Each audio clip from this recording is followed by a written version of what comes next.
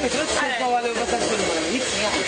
ხო შეიძლება რომ გადაწყვეტ და ჩვენ აბაგნახეთ რომ დავვრეკეთ იმას. მოგვაქვს ყურადღება ვითომ ისვა. ახლა შემოვხედეთ ჩვენ თვალებში ახალგაზრდა შვილი თვალი კაცი ხარ. რატომ ვიყურეთ თვალებში?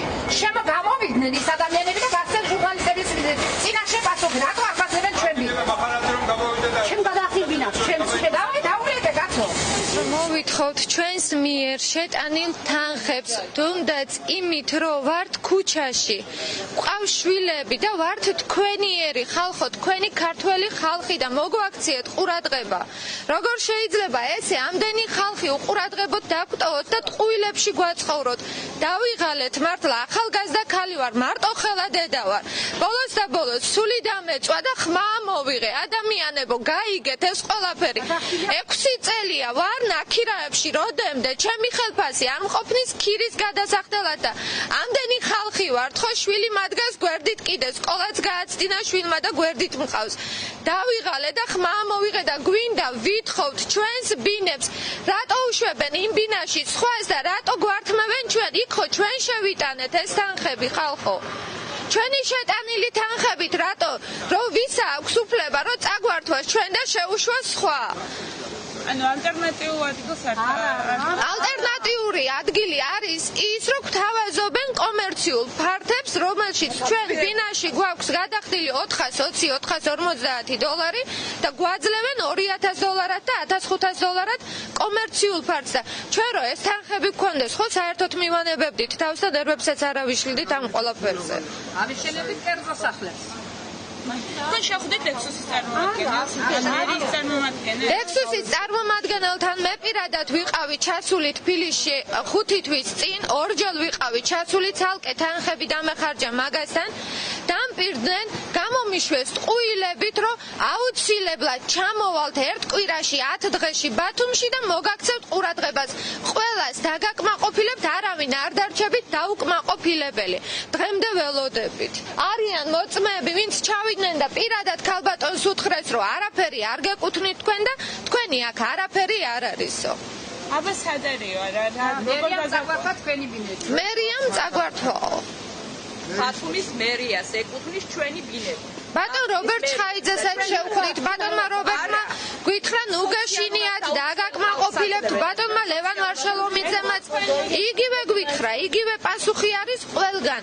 წერილები გავწერეთ, ბატონ პრეზიდენტთანაც გავაგზავნეთ, ყველას გავუგზავნეთ წერილები, მოგვდის პასუხი გელა მახარაძისგან, წადით და უჩივლეთ ცენტრ პოინტს.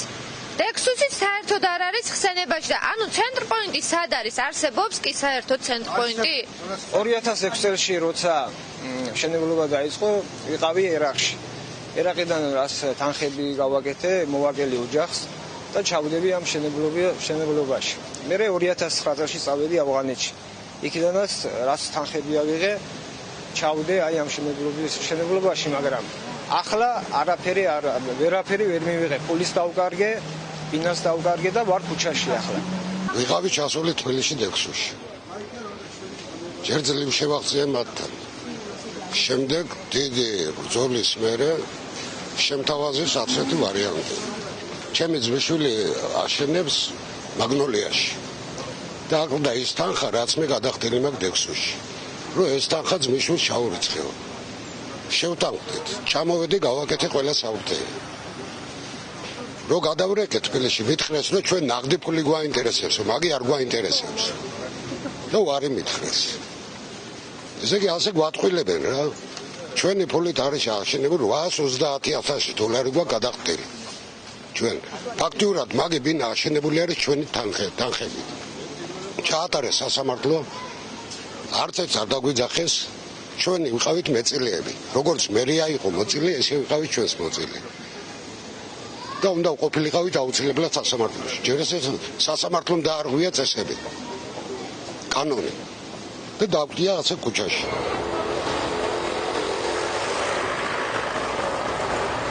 მე რა ვიცი, მოატყვა თუ გამოვიდა მოტყუება ახლა. ფაქტის სახეზე რომ ნაკისი ვალდებულება ვერ შეასრულა. ახლა მოტყუებას მაინცდა და მაინც ეგრე ნუვიხმართ და ყოველ შემთხვევაში მე არ გამოვიყენე მაგდენს, იმიტომ რომ მოტყუება წინასწარ განზრახვას ნიშნავს, რაც საბოლოო დანაშაულამდე მიდის.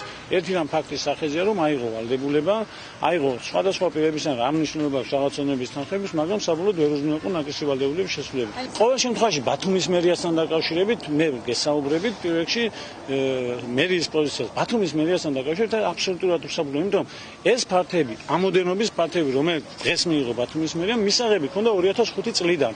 და ეს მათი უფლება იყო შეეფასებინათ კიდევ ერთხელ ვიმეორებ, რა მდგომარეობა იყო, როგორი რისკები არსებობდა და ისე მიიღოთ გადაწყვეტილებები. ახლა ბათუმის მერია მსგავსი ტიპის ვალდებულებას ნამდვილად ვერ აიღებს საკუთარ თავზე და შესრულების თვალსაზრისით, თორე ახლა სხვა მხრივ კანონი სადაც მოგჩნს შესაძლებლობას, ამ ხალხს რა თქმა უნდა დავეხმარებთ, იმიტომ ვინმე არ დაიწყო სამვალდებულების უარყოფა და ასე შემდეგ და ასე შემდეგ, მაგრამ რაღაცასა და რაღაცა შორის არის სხვაობა.